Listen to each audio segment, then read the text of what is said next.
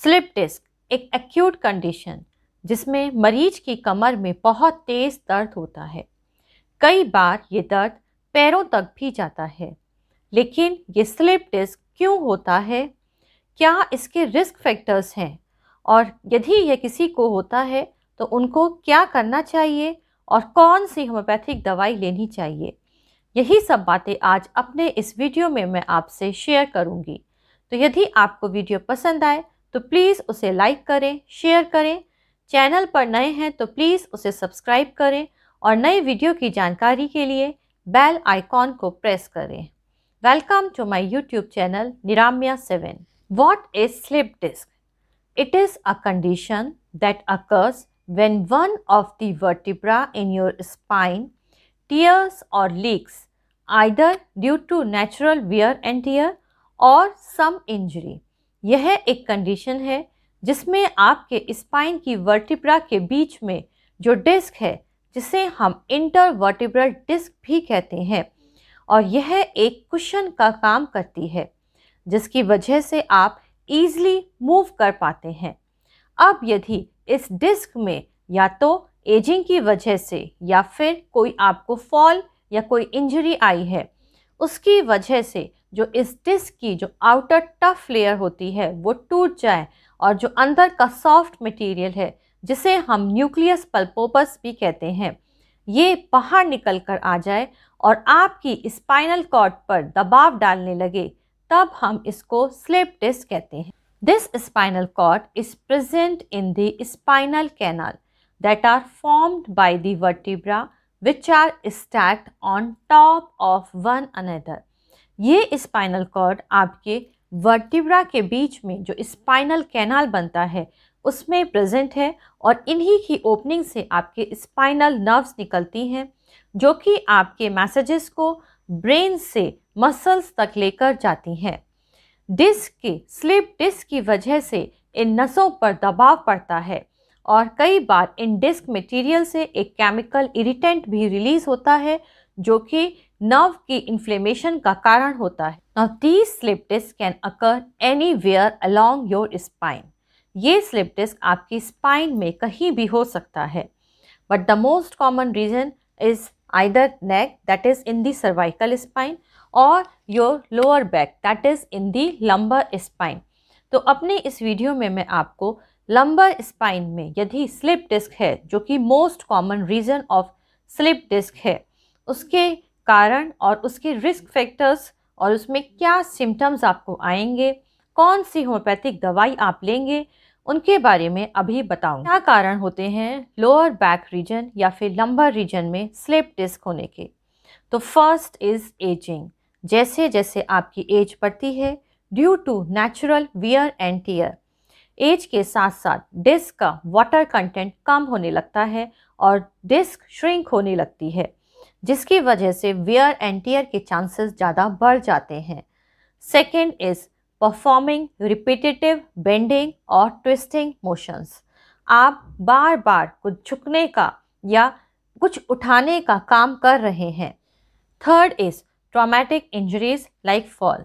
आप गिर गए हैं या आपकी कमर में कोई चोट आई है, तब भी आपके स्लिप डिस्क के चांसेस बढ़ जाते हैं। Now certain risk factors that can increase your chances of slip disc. कुछ रिस्क फैक्टर्स जिनकी वजह से आपके स्लिप डिस्क के चांसेस बढ़ जाते हैं, उसमें फर्स्ट इज जेंडर। यदि आप मेल हैं and you are in between the age of 20 and 50, it increases your chances of slip disc. Second is आप बहुत ज़्यादा फ्रीक्वेंट ड्राइविंग, आपको बहुत ज़्यादा ड्राइव करते हैं, एक ही जगह पर बैठे रहते हैं, तब भी आपके स्लिप डिस्क के चांसेस बढ़ जाते हैं। Third is diabetes. डायबिटीज़ की वजह से भी स्लिप डिस्क के चांसेस बढ़ जाते हैं। Fourth is smoking. Smoking decreases the blood supply of connective tissue, जिसकी वजह से भी स्लिप डिस्क के चांसेस बढ़ जाते हैं। Fifth is overweight. यदि आपका वेट बढ़ा हुआ है तो भी ये एक्स्ट्रा प्रेशर डालता है स्पाइन पर और स्लिप डिस्क के चांसेस बढ़ जाते हैं। Sixth is sedentary life style. आप एक्सरसाइज बिल्कुल नहीं करते हैं, पूरे दिन आपके बैठे का ही काम है, तो भी आपके स्लिप डिस्क के चांसेस बढ़ जाते हैं। And the last is connective tissue disorder. Connective tissue जो कि आपकी लिगामेंट्स या फिर जो जॉइंट्स को जॉइन करते हैं टिश्यूज़, यदि उसमें जैसे कि रूमेटॉइड आर्थराइटिस या फिर ल्यूपस एरिथ्रेमेटोसिस, इनकी वजह से कोई इन्फ्लेमेटरी चेंजेस आए हैं तो भी आपके स्लिप डिस्क के चांसेस बढ़ जाते हैं। इस स्लिप डिस्क की वजह से आपको क्या लक्षण देखने को मिलते हैं? तो first is low back pain. आपकी कमर में बहुत तेज़ दर्द होता है।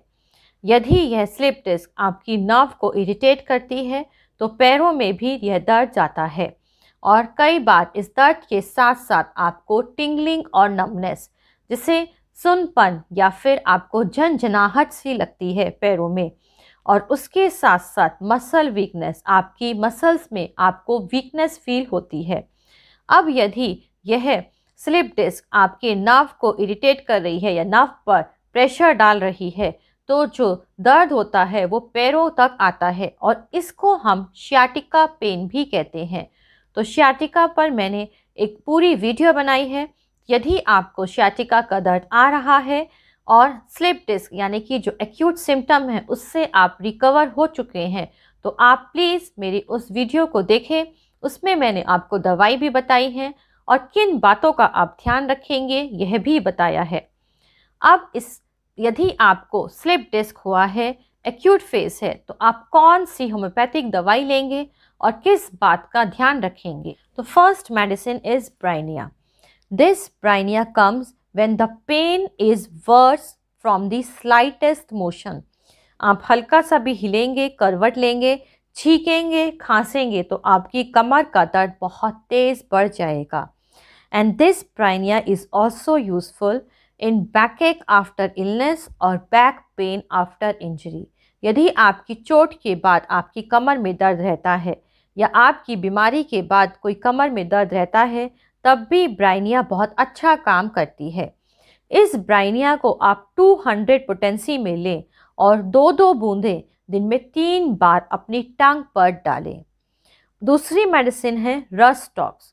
अब यदि यही पेन आप हल्का सा भी हिल रहे हैं या चल रहे हैं तो दर्द आपका बहुत बढ़ रहा है, लेकिन जब आप लगातार चल रहे हैं, आप कंटिन्यूस मोशन में हैं तो आप देखते हैं कि आपकी कमर दर्द में आपको आराम मिल रहा है, तब रस्टॉक्स बहुत अच्छा काम करती है।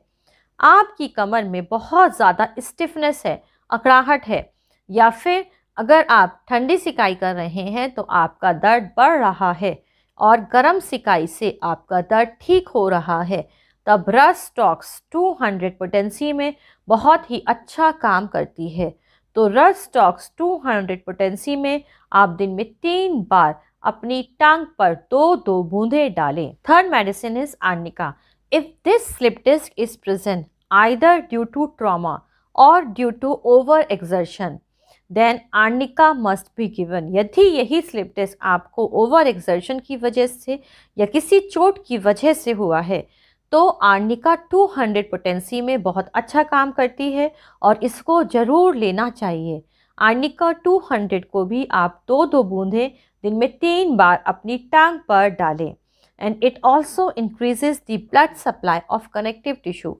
आर्निका ब्लड सप्लाई को भी बढ़ाती है जिसकी वजह से चोट जल्दी हील होती है। Fourth medicine is kali carb. Kali carb में backache is present with stiffness and paralytic feeling in the back. Backache बहुत ज़्यादा होगा, स्टिफनेस होगी और the pain extends up and down the back and up to the thighs. जो pain होगा वो thighs तक भी आ सकता है। बहुत ज़्यादा पेशेंट बहुत ज़्यादा थका बहुत ही ज़्यादा वीकनेस फील करता है तो काली काब बहुत अच्छा काम करती है। काली काब को भी आप 200 पोटेंसी में 2-2 बूंदें टंग पर डालने को बोले, दिन में 3 बार लें। फिफ्थ मेडिसिन इज कैलकेरिया काब। यदि आपकी कमर में दर्द बहुत तेज़ हो, आप बर्दाश्त नहीं कर पा रहे हैं, हल्का सा भी पीछे मुड़ेंगे तो कमर में बहुत तेज़ दर्द होगा। Painful stiffness in the back with dullness and heaviness in the legs. In the morning on waking and after rising. पैर आप उठते हैं, पैरों में भारीपन रहता है, कमर में बहुत तेज़ दर्द होता है, तब कैलकेरिया काप बहुत अच्छा काम करती है। रात को सोने से पहले आप कैलकेरिया काप 200 पोटेंसी में 2 बूंदें अपनी टांग पर जरूर डालें। 6th medicine is phosphorus. Slip disc with paralyse sensation in the lower lumbar region और अपर सैक्रम रीजन। आपकी कमर में इतना तेज़ दर्द होगा मानो कमर टूटी हुई है। यह आपको बहुत देर तक बैठे रहने के बाद या फिर हल्का सा चलने फिरने के बाद फील होता है। तब आप फॉस्फोरस 200 पोटेंसी में रात को सोने से पहले अपनी टांग पर जरूर डालेंगे। तो 2 बूंदें आप फॉस्फोरस 200 की रात को सोने से पहले अपनी टांग पर डालें। अब इन दवाइयों के साथ साथ आपको किस बात का ध्यान रखना है, तो rest for 1 to 3 days but avoid prolong bed rest as it can cause the stiffness of the back. शुरू के 3 दिन आप पूरा बेड रेस्ट लीजिए, लेकिन प्रोलॉन्ग बेड रेस्ट को अवॉइड करिए क्योंकि इसकी वजह से आपकी कमर और स्टिफ हो सकती है। उसके बाद फर्स्ट 24 आवर आप आइस पैक की सिकाई करिए as it reduces the muscle spasm. First 24 hours में आप आइस पैक से सिकाई करें। उसके बाद you can switch on to heat PACS.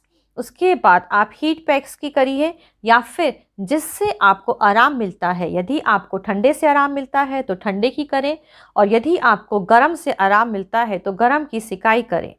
तो इन दोनों बातों का आपको ध्यान रखना है। तो इसी तरीके के वीडियो मैं आपके लिए लेकर आती रहूँगी।